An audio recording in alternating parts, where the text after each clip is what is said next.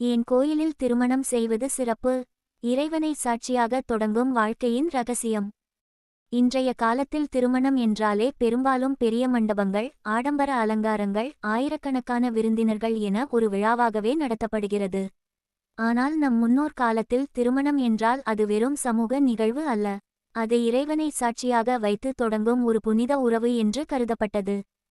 அதனால் தான் பண்டைய காலங்களில் மன்னர்கள் கோயில்களை கட்டும்போது அதனுடன் ஆயிரக்கால் மண்டபங்கள் போன்ற விசாலமான மண்டபங்களையும் கட்டி வைத்தனர். நூற்றுக்கணக்கானோர் அமரக்கூடிய அளவில் அமைக்கப்பட்ட அந்த மண்டபங்கள் வெறும் பூஜைகளுக்காக மட்டுமல்ல, திருமணம் போன்ற புனித நிகழ்வுகள் நடைபெறுவதற்காகவும் பயன்படுத்தப்பட்டன. இறைவனை சாட்சியாக ஏற்றுக்கொள்ளும் வாழ்க்கை துணை. திருமணம் என்பது இரண்டு மனிதர்களின் இணைவு மட்டுமல்ல, அது இரண்டு குடும்பங்களின் இணைவு மட்டுமல்ல, அது இரண்டு உயிர்களின் புனிதமான உறுதிமொழி. இந்த உறுதிமொழி இறைவன் முன்னிலையில் எடுக்கப்படும் போது அந்த உறவின் புனிதம் இன்னும் உயர்கிறது. கோயிலில் மாங்கல்யம் சூட்டிக்கொள்ளும் போது தம்பதிகள் மனதில் ஒரு உணர்வு உருவாகிறது. இறைவன் முன்னிலையில் நாம் இந்த உறவை ஏற்படுத்தி கொண்டோம். இந்த எண்ணம் வாழ்க்கையில் பல சோதனைகள் வந்தாலும் அந்த உறவை காக்கும் ஒரு மறைமுக சக்தியாக மாறுகிறது. பண்டைய கால தம்பதிகள் ஏன் பிரியவில்லை? பண்டைய காலத்தில் கணவன் மனைவி பிரிவு என்பது மிகவும் அபூர்வமான நிகழ்வாக இருந்தது என்று பல வரலாற்று குறிப்புகள் கூறுகின்றன. அதற்கு முக்கிய காரணங்களில் ஒன்று, திருமணத்தை இறைவனை சாட்சியாக வைத்து நடத்தும் மரபு. இறைவன் முன்னிலையில் எடுத்த உறுதிமொழியை உடைப்பது என்பது பாவம் என்ற எண்ணம் அவர்களிடம் இருந்தது. அந்த பக்தியும் பயபக்தியும் தம்பதியரை வாழ்க்கை முழுவதும் ஒன்றாக வைத்திருக்க உதவியது. கோயில்களின் தெய்வீக சூழல். ஒரு கோயிலுக்குள் நுழைந்தவுடன் நமக்கு ஒரு அமைதி தோன்றுகிறது.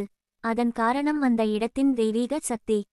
கோயில்களில் எப்போதும் வேத மந்திரங்கள் ஓதப்படுகின்றன, ஸ்லோகங்கள் ஜபிக்கப்படுகின்றன, இறைவனை புகழும் பாடல்கள் பாடப்படுகின்றன, பூஜைகள் ஹோமங்கள் போன்ற தெய்வீக செயல்கள் நடைபெறுகின்றன. இந்த அனைத்தும் அந்த இடத்தில் நேர்மறை ஆற்றலை உருவாக்குகின்றன.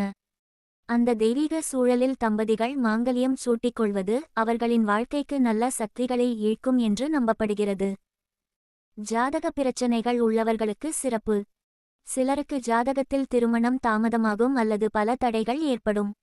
அதுபோன்ற நிலையில் கடுமையான தோஷங்கள் உள்ளவர்கள், ஏழரை சனி காலம் நடப்பவர்கள், அஷ்டமச் சனி அனுபவிப்பவர்கள், திருமணத்தில் தடைகள் வந்தவர்கள், இவர்கள் கோயிலில் திருமணம் செய்து கொள்வது நல்ல பலன்களை தரும் என்று ஆன்மீக அறிஞர்கள் கூறுகின்றனர். இறைவன் அருளால் வாழ்க்கையில் இருந்த தடைகள் நீங்கி திருமண வாழ்க்கை அமைதியாக அமையும் என்று நம்பப்படுகிறது. மூலவரின் முதல் ஆசீர்வாதம். கோயிலில் திருமணம் செய்வதின் மிகப்பெரிய சிறப்பு என்ன தெரியுமா? மாங்கல்யம் சூட்டிக்கொண்ட உடனே தம்பதிகள் அந்த ஆலயத்தின் மூலவரை தரிசித்து ஆசீர்வாதம் பெறும் வாய்ப்பு கிடைக்கிறது. அது ஒரு சாதாரண தரிசனம் அல்ல, அது திருமண வாழ்க்கையின் முதல் ஆசீர்வாதம். இந்த பாக்கியம் பொதுவாக தனியார் திருமண மண்டபங்களில் நடைபெறும் திருமணங்களில் கிடைப்பது அரிது. எளிமை, ஆன்மீகம், அமைதி. கோயிலில் நடைபெறும் திருமணங்களில் ஆடம்பரம் குறைவாக இருக்கும். ஆனால் அதற்கு பதிலாக ஆன்மீக நிறைவு, மன அமைதி, தெய்வீக ஆசீர்வாதம் இவை அதிகமாக இருக்கும். திருமணத்தை கோயிலில் நடத்தி பின்னர் உங்கள் வசதிக்கு ஏற்ப ஒரு மண்டபத்தில் வரவேற்பு நிகழ்ச்சியை நடத்தலாம்.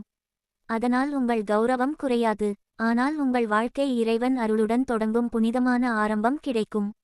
ஈருடல் ஓர் உயிர். தமிழ் மரபில் திருமணத்தை பற்றி ஒரு அழகான சொல் உண்டு. ஈருடல் ஓர் உயிர். அதாவது இரண்டு உடல்கள் இருந்தாலும் ஒரு உயிராக வாழ்வதே திருமண வாழ்க்கையின் உண்மை அர்த்தம்.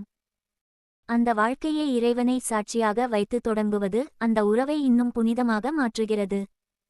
அதனால் தான் நம் முன்னோர் ஒரு எளிய ஆலோசனையை கூறினர். திருமணத்தை கோயிலில் வைத்து நடத்துங்கள், வாழ்க்கை சிறப்பாக அமையும். வாழ்க வளமுடன். இனிய காலை வணக்கம்.